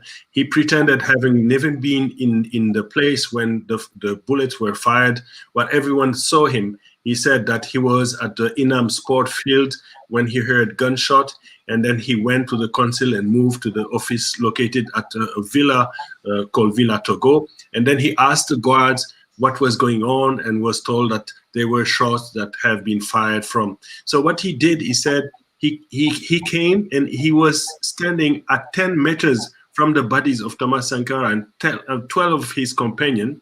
He did not think it was necessary to go near to check whether any of them were survived or not the ordeal. And at one point, there is someone called Somda Eugène, who was a nurse at the presidency, who had run with his briefcase as soon as he heard the first shots. And he was told by Gendere, don't go inside, they're all dead. The guy never really double-checked. In fact, he was part of the plot. He made sure that these guys were killed, And then he said he met the 2 killers, one called Nabie Soni and the other one was Ouedraogo Azuma. And these guys were not against him, didn't fire on him. In fact, it was his own man, and he pretended that they have done it, but in fact, he was the one in charge. So he with many of these guys will just keep on lying in these past 12 days, and to the absolute dismay of everyone. But you can see their contradiction going on. But sooner or later, truth will be revealed. Yes, indeed. Sooner or later, it will be revealed. And let's hope it is revealed, totally revealed during their lifetime. They need to stand trial for this and be made an example of. We welcome Sister Sheila. We're going to bring you in a very short while, my sis. Welcome. Good to see you. Thank you. Thanks. Thank you. We're coming back to you in a short while, my sis. Let's go over to the chat and bring in some of the comments from our viewers. And Sister V says that she likes the way how Brother Jammers looked at Thomas Sankara in another way. Very interesting. She said she was able to see the nature of Thomas Sankara. So well done, Brother Jammers, and to the panel. Thank you so much, Family V. Sister V, for that. And Kirsty is saying, yes, we must support. I posted the link. It was up on screen. It is in the chat under my name. Please do, every little help. Let's all try and support this campaign. Put whatever you can, little $5, $10, $20, whatever you can. Let's all put something in support of the great, great works that these brothers have been engaged in. And it's been, selfless sacrifice for over 20 years to bring this case to trial. Many would have given up a long time ago. Many, would have thought it's not worthwhile continuing. But these brothers, they have persevered. So please, if we can help and support by, making a contribution of some bits of paper, please do so. Sister Nzinga Asata says, Sister Shanice, it's not only Christopher Columbus that's a damn blasted liar, the whole of them. is a damn blasted liar. Look upon them in the current, a set of blasted liars. Indeed, indeed, indeed. And Ubuntu is rising us up and saying, Budum presentations, jammers. Budum presentation. Loving that. Sankara the greatest. And someone said, Sister Nzinga is saying that Dr. Bobby Wright also died very young in his 30s. Yeah, somebody was asking what the age was of Thomas Sankara when he died. So when you come back in, one of you, please, I think he was about 34, quite young. But yeah, please do confirm his age when you come in. And Nzinga is sending you a message, Brother Jammers, and saying, Brother Jammers, don't let them betrayers of our people, African leaders. They are betrayers. Oh, don't call them betrayers of our African leaders. They are betrayers because they see the suffering of our people but don't care. They are the betrayers. Okay, thank you for that, my sis. Apologies for getting that a little bit tongue twisted. Tuka Pamuja says, how old? Yes, this is a question. How old was he when he was murdered? This discussion has spurred me into getting a book of his speeches. My heart aches to know our finest, bravest leaders always taken out. It breaks my heart too. Just the other day, we had the taking out of our wonderful, wonderful leader, Magufuli of Tanzania. When are we going to get justice for Tanzania? Look at all of what he accomplished during his short years. And this is the pattern of events. So much so, you know, that the leaders that we have today, the vast majority of them tremble, you know, when they are called to the table or the seat or the summit, you know, of their former colonizers. We need some brave people. But you know what? They may kill the person, but they can't kill the vision. And I think someone said in the chat, for as long as we keep his name alive, he lives on. Yes, indeed. And Tuka Pamosha says that it's always been our Achilles heel, having traitors in our midst that sit and drink with us and then turn around and betray us. Death to all traitors. Yes, I read that before, but it's so good. I'm reading it again. Sister Sheila, let's bring you in here. Welcome, sis. Please greet the family and let's hear from you. I give thanks. I give thanks for being here. Finally, I give thanks. I have missed this platform, but I've been watching. I rise up all my fellow panelists. Thank you very much for sharing this platform with you. And to the viewers and listeners as well, we give thanks. And I start by saying that, you know what, sometimes I feel like I need to ask for my school fees back. If you go to a shop and you buy something and whatever it is you buy does not do what it says on the box, you can return it and get your money back. I was listening to the presentation by my brothers and I was like, I didn't know all this. Brother Leader Bandaka, I saw your presentation and I was like, most of the things that were written there that you're sharing on the screen, I was like, I did not know this. And I went through formal education all the way from age 5 to age 25. I was in some formal schools somewhere. No one ever mentioned our Baba Sankara, ever. And I schooled in Africa. So it's not as if I schooled in the West. It was in Africa. And none of this was mentioned to me at all. Even in political science class, this was not mentioned. And I was looking at what Brother Jammers was also saying. Brother Jammers, your presentation was brilliant. It put everything in, you know, like very succinctly so I could see what was done. And even being told, we had a unit in school where we were learning about national anthems of countries. No one ever said that Burkina Faso's national anthem was written by the president, you know, the prime minister. None of this was said. I was listening to this for the first time. And then when you hear about Africa and you hear that, oh, we don't have women in positions of leadership, we don't have women here and there, you find that Baba Sankara had already done this. So now we are bringing these organizations from the West to come and show us how we can put women into leadership, while our own Baba had already done it. While in the West, they don't have women in leadership anyway. But you see, this is whereby I say we as an African people, we need to wake up. And this brings me to the next point. if you look critically, you'll find that the West has never succeeded in any war against Africans without enlisting the help of an African. So if you look at it critically, you can see that the West really cannot defeat Africans on any war if they don't have collaborators from amongst our own people. As the story of Baba Sankara clearly illustrates, that his own brother, you know, someone that was adopted to his family, grew up as his brother, is the one that betrayed him. And if you look at all our leaders that have died under the hands of, you know, assassination and things like this, you will find it's one of our people that has joined forces with the oppressor. And this ties into what Brother Jamas was saying, the conscious, the abnormal black mind and the normal black mind. I never thought of it that way. But you see, we need to have that abnormal consciousness of a black person, as was from Brother Jamas' presentation. This is what we are lacking now. And when we remember the spirit of Baba Sankara, we can only think that during his time, he did not have as many resources as we have now. Certainly, he didn't have Sister Shanice Shaw. He didn't have social media platform with WhatsApp groups and Facebook and Twitter.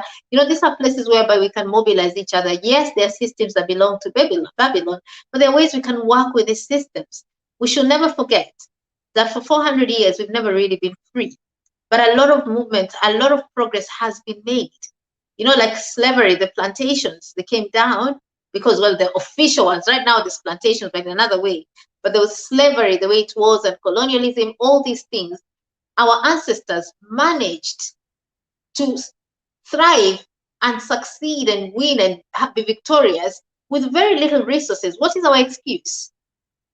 Because right now, we have the path, the precedence has already been set for us. Like if we look at the scorecard of Baba Sankara, what he did in the 4 years, without foreign aid, these are things that we can easily do on our own. We can actually sit down and plan and do these things, but what are we doing about this? So when I listen to stories of our ancestors that have gone before us, I am challenged. I'm challenged to actually ask, what am I contributing to this liberation movement of our people? Because if you look at the place we are right now, we're so much better off in terms of resources than our ancestors had before us. So what is our excuse? And that is the question I leave to all of us here. What is our excuse? Are we making the great milestones, the great progress, the great movement as our predecessors?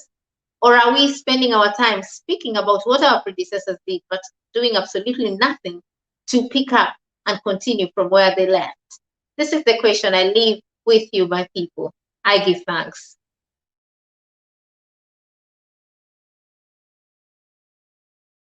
We give thanks to you, Sister Sheila, as always. Food for thought there. What is our legacy going to be? What are we going to be leaving behind?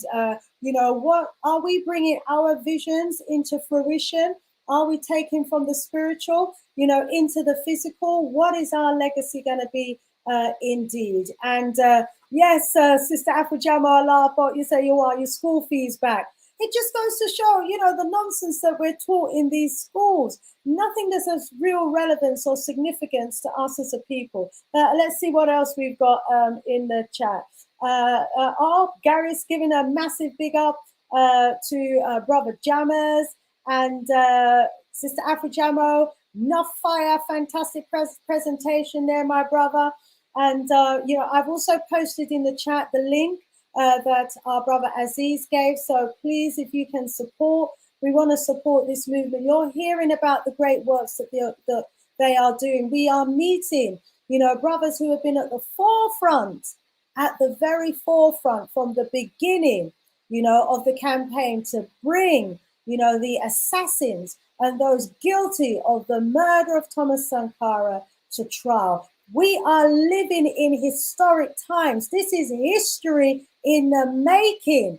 This is history unfolding on a daily basis. You know, who's going to be writing the books? Who's going to be putting these stories together so that, you know, it's available for the educational institutions of the likes that Sister Sheila went to, you know, that didn't even teach her anything about, you know, her neighboring African countries, their leaders and what they were doing. Time for change. You know, what are we doing on this liberation road? How are we going to, You know, what are we going to do to leave a legacy behind? Sister Sheila has challenged us with that question. Please drop in your chat your responses, and I'll bring your responses back in after we hear from Leader Bandaka. Brother Leader Bandaka, as always, great to hear, you know, your words, sound, and power. Let's come back to you. Africa, to the God of Africa be the glory. Give thanks for Brother Jammers and his diligent presentation and all that important information that gives us an insight into the accomplishments and indeed the legacy of Baba Thomas Sankara. And we get a sense of what this man who was so committed to this concept called Burkina, uprightness, that he was prepared to sacrifice his life. He knew that his life was in jeopardy, but he was prepared to sacrifice his life. And it's great always to see and hear from Sister Sheila, you know, your insight, your analysis, always illuminating my beloved sister. You know, again, I want to raise up and big up the queen, the wife of Thomas Sankara, and her indomitable spirit that she has brought to this process for the last 34 years. I want to also hail some of Baba Sankara's siblings. I'm really feeling the vibrations and the energies of the family, and that's why I'm bringing this angle.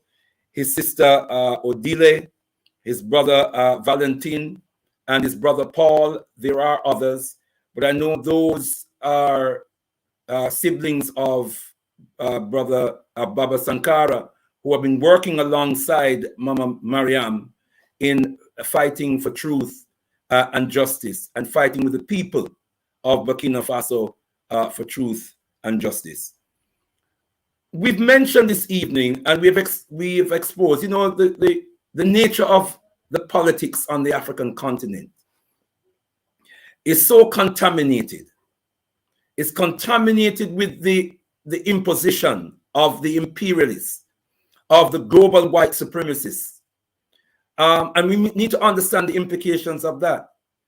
We look in, I've just mentioned Prince Johnson, who is a senator in Liberia. This man is right now, has footage on YouTube admitting to be part of a rebel force that removed Thomas Sankara from the presidency. But he's a senator in Liberia. Is he going to be called to the trial? Alassane Ouattara, the present president of Ivory Coast, who was an understudy to Yefebwani, who was the French agent that was sent to Yefebwani to draft him into the government of Cote d'Ivoire, will have information. It's interesting that that's where Blake Compaoré has gone in exile. It's interesting because he would have a vested interest in protecting Blake Compaoré. What does he know? What information has he got that needs to be brought to the trial process? He should be summoned to the trial process. But I also have to ask, and I'm going to ask my brother Aziz, just a couple of things I want to ask. You mentioned a number of names of the assassins and the collaborators of the assassins, the 14 people who are on trial. Do you have the names of the 12 who died alongside Baba Sankara? We need to know their names. And further to that, how safe is this process politically and legally? This military tribunal, this military process, how safe is it? Because we know that the French effectively control Cote d'Ivoire military. Are these judges civilian judges? To what extent can we really trust the integrity, the courage of these judges? I know you spoke to some extent to that earlier on, but I'm putting that question, my beloved brother, because for this process to bear fruits, the system, the judicial system has to be safe. It has to be trustworthy. And I just wanted to know, with your knowledge from the ground, how much confidence do you and the people of Burkina Faso have in that process? Tendai Mwari. Tendai Mwari. Let's bring back in our brother Aziz so that he can respond to those questions. Thank you so much. As always, Leader Bandaka, a lot of knowledge and a lot of wisdom. Let's hear from you, brother Aziz. Yes, indeed. As you know, there is a lot of hope these days. And as Sheila has expressed, the issue of betrayal and the fact that the monsters are among ourselves may put kind of a bleak picture onto what is going on. But there is a lot of hope. And you mentioned Thomas Sankara, you mentioned the resistance of all the family and all the friends. You know, one of the things is that the trial is taking place at a time where Burkina Faso is destabilized by recurrent attacks by jihadist cells and population displacement. And this is something that is kind of a blackmail.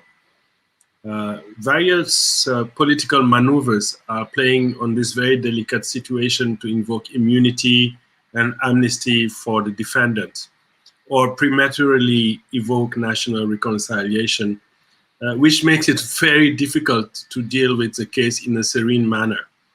And this blackmail is coming from Ivory Coast, we know. These people may have a lot of money to bribe the judge. They may have a lot of threat and intimidation, or to silence, you know, the widows and the other member of the family of the victims. You know, one of the interesting things is that the judge adjourned the trial when he started on the 11th and postponed it to the 25th of October. And then he refused to allow the trial to be recorded.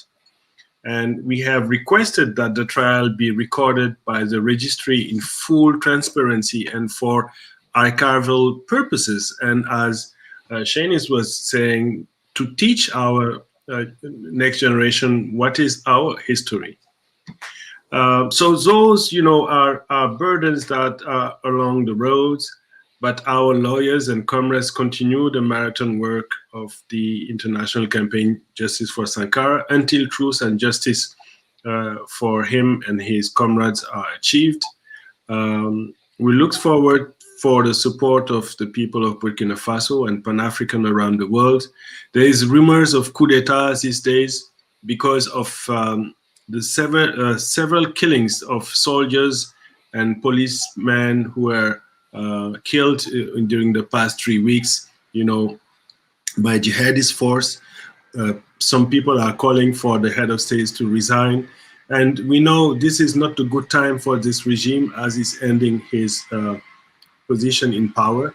But we need to make sure that this regime stays in place and that the trial continue to function in normal and serene condition. This is why we want to ensure that the truth is finally known. You know, Sankara was a friend of Maurice Bishop. He was eager to support the Sandinista, was supporting the anti-apartheid struggle, was really an internationalist. And this is where we expect internationalists all around the world and Pan-African people to make sure that justice is done and then that reconciliation occurs. This is our great hope, and I hope that listeners will listen to this show and maybe share it so other people know the struggle that is undertaken by all these good fellows. Sister Shanice, can I just ask one more question? Mm-hmm. Yeah. Sure, go ahead, my brother. Brother Aziz, the present president of Ivory Coast, President Kabore, what is his relationship with Compaoré? Well, they were part almost of the same regime, but they distanced themselves from that regime, and they were duly elected by the population after the upheaval and the overthrow of Compaoré. There was this transition period with Zida, and they organized election, and he was duly elected. He is siding now with one of the Sankarist party. Unfortunately, we have 6 Sankarist party in the country. One of them is siding with the one in the regime, hopefully.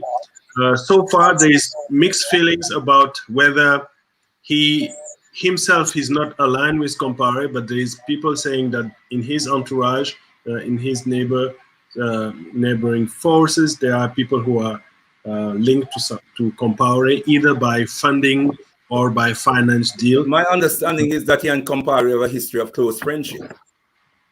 No, I would not say close friendship. I think he was part of the regime and distanced himself, like Salif Diallo and some other, and really create another path.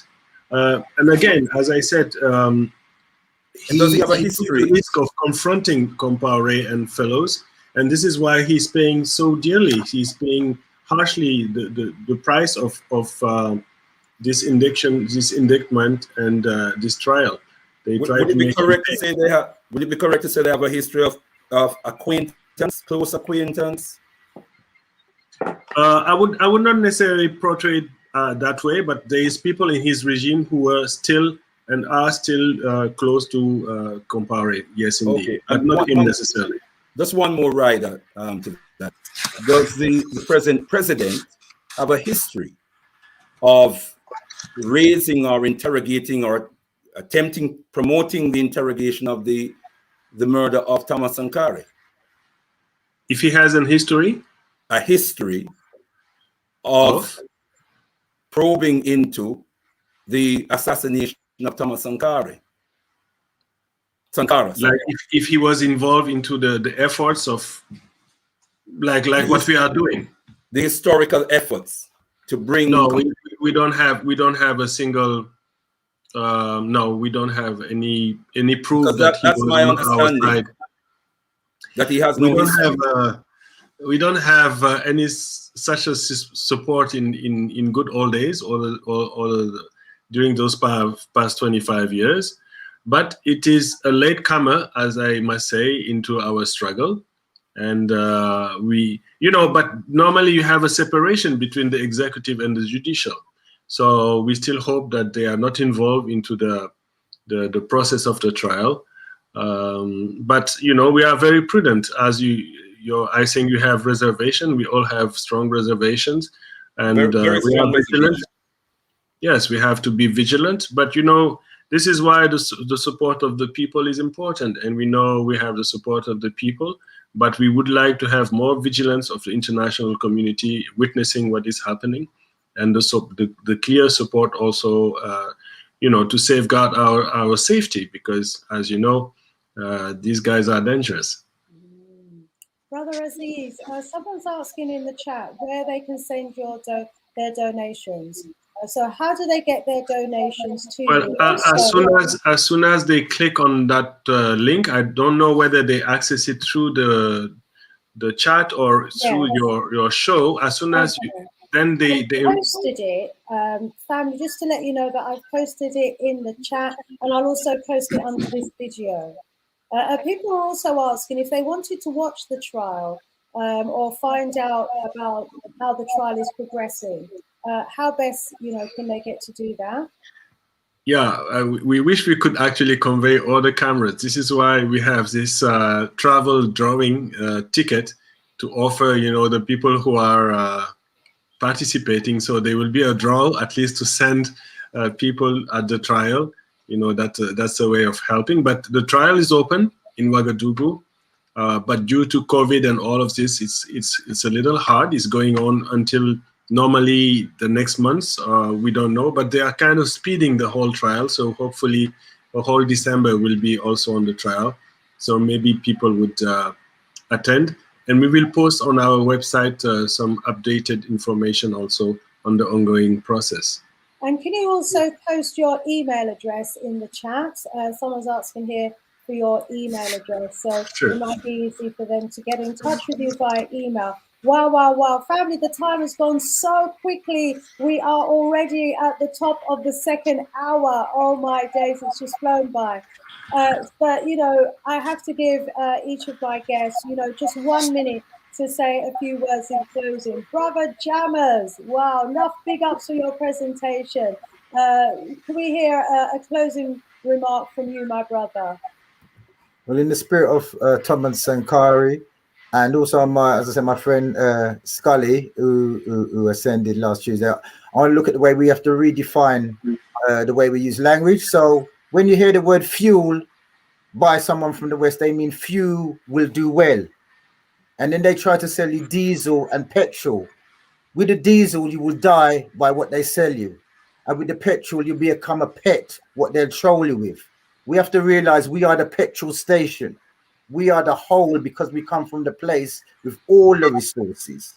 The reason why they call water sea is because when they traveled on the water, what did they see?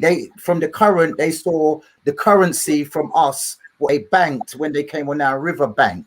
Because their only way of having power is to own a ship. That's where they get the word ownership from. And the way they get the word wealthy from is from thy wealths, the wealths that they put on us when they bought and sold us. And then they taught us. Tautology means when you do something over and over again, and then you learn. Learn means when you're trained to earn.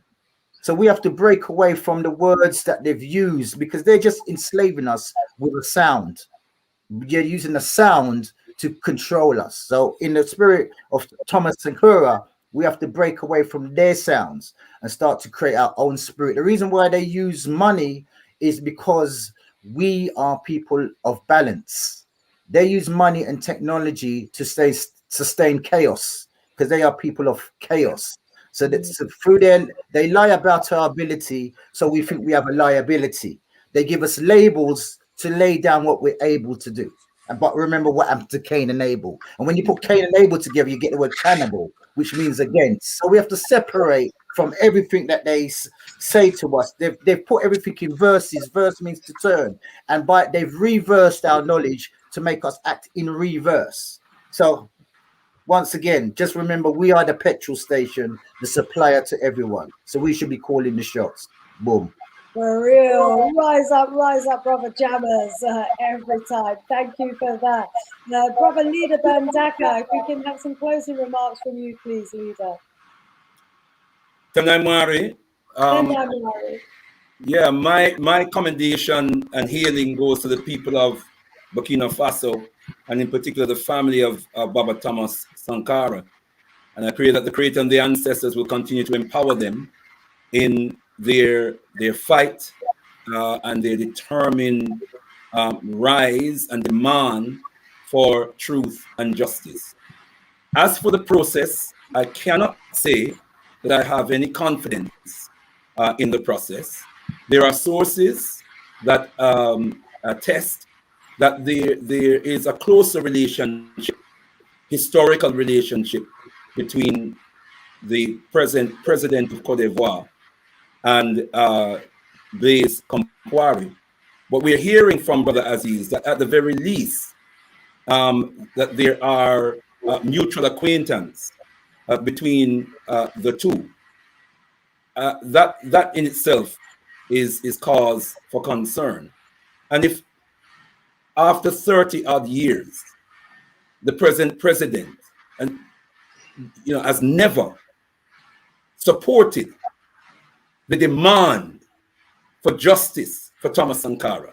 He's never lent his voice to that movement, to that process. What does that tell us? What does that tell us? And he is the president. Finally,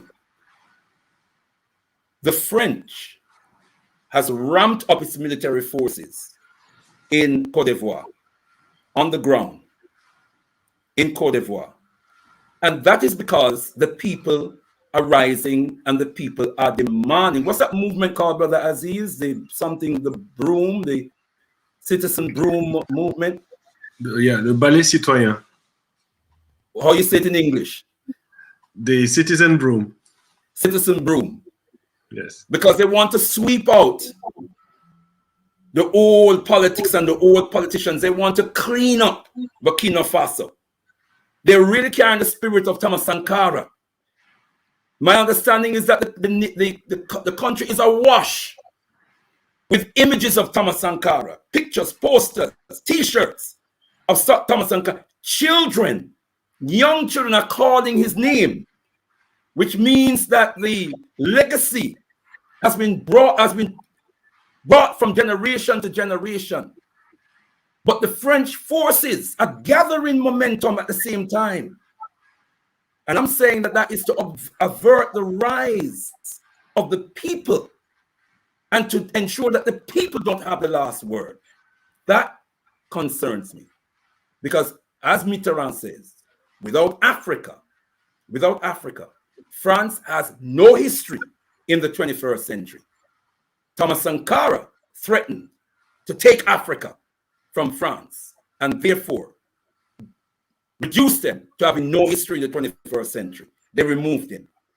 And those people are vicious and evil enough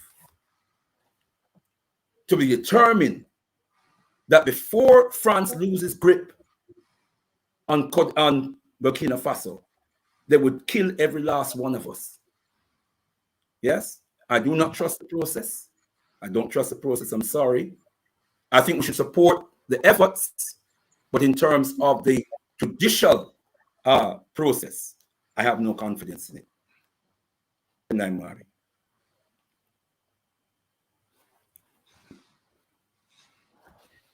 Tendai Mwari, Brother Leader Bandaka, thank you for your comments and remarks. We hear you on that, and our history, certainly does tell us that, when it comes to them giving us justice, quite often it just doesn't happen. But you know what? This trial is raising awareness of the man, yes, Thomas Sankara, yes, his greatness, what he accomplished. And someone said in the chat, we need to do more talks about some of our great leaders, our revolutionary leaders who have been taken out. Let's continue to rise up their spirits and remember them. Sister Sheila, I've got to have just a very few closing remarks from you as well, my sis. I would add that I have pasted, sorry, Brother Mbadaka, I have pasted the name of our 12 comrades who passed away along with Thomas Sankara. Sorry for the interruption. Tatenda, thank you for that. But we will prevail. Don't be upset. We will prevail. Let me tell you, we will prevail. Oh, we must fight on. We must fight on, but we must open our eyes. We've trusted before. We've trusted the wrong people, the wrong. We never trust. We never trust. This is one of the rules. You don't trust anyone. You do the practice work. This is the way it works, unfortunately. For now, until we have our own courts, using our own system of judgment. And that's what we're going to come to. Sister Sheila, we were just about to hear from you as well, my sis. I start by giving thanks that these conversations are happening. It is great that the trial is taking place. And the trial, as you say, Sister Shani, is awakening a lot of us. We are knowing, we're starting to know and understand and understand the people that walked before us, the people that set the path for us. So there is an awakening, a collective awakening happening on all fronts amongst our people. And certainly having this conversation in this platform where we have notable brothers and sisters come and speak also adds to that awakening. So my people, let us keep our eyes and ears open, not to miss the awakening that's happening, because this is how we liberate and emancipate ourselves. I give thanks and see you next strong. We give thanks to you, Sister Sheila, with those mightyful words. We are going to close out there. But family, please do support the campaign. Our brother Aziz has put his email address in the chat and a lot of other information, the website links, etc. Everyone in the chat, we thank you so much for joining us tonight. We look forward to you joining us next strong. Please do share this recording with family members and friends. We are the ones who are going to have to reach our people and teach our people about our history. We can't expect, Wazungus to be teaching us about our late great heroes and shearers. But what is your legacy going to be? What are you going to be leaving behind? We've just heard tonight about the legacy of Thomas Sankara and, the case for justice as well. And we've also heard the call for more shows where we talk about, the greatness of our leaders who have been taken out. We want their names to live on. We'll certainly look into that. Brother Aziz, thank you so much. Brother Abe, in his absence, Abe Lu, we thank him as well. Brother Jammers, we thank you. Sister Sheila, we thank you. Leader Bandaka, we thank you. To everyone in the chat, thank you so much for staying with us. We've gone 10 minutes over, but thank you for staying with us. More love, more power, more Vudum. Keep up the great works, family. Enough works to do. More power. Yes, Ashe.